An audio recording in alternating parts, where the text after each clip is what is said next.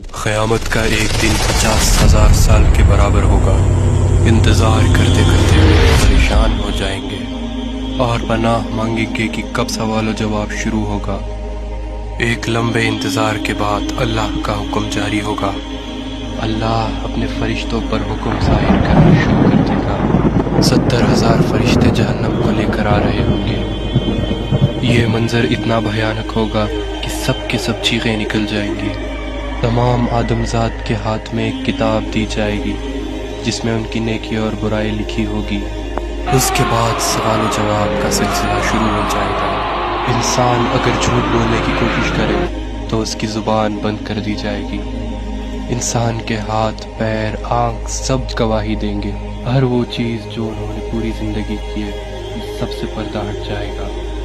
وہ دن یوں بھیانک ہوگا کہ کوئی بھی بچ نہیں پائے گا۔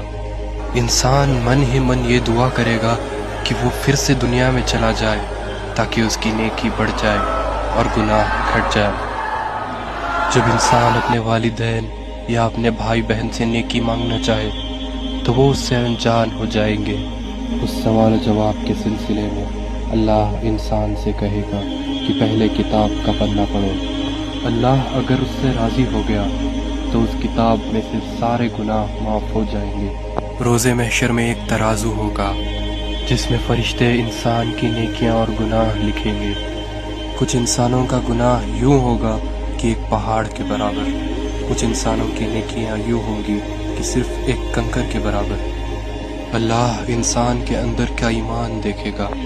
اگر انسان اپنی پوری زندگی میں یہ مانتا تھا کہ اللہ ایک ہے اور اس کے سوا کوئی معبود نہیں تو اس کی رحمت اس پر برس جائے گی۔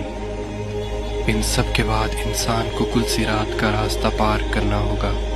یہ راستہ تلوار سے بھی تیز اور بال سے بھی باریک ہوگا۔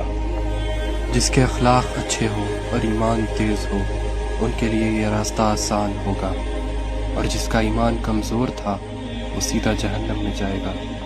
کل صراط پار کرنے کے بعد اللہ کا حکم ہوگا کہ لوگوں میری جنت میں داخل ہو جاؤ، ایک خوبصورت جنت جہاں پر دودھ کی ندیاں بہہ رہی ہے۔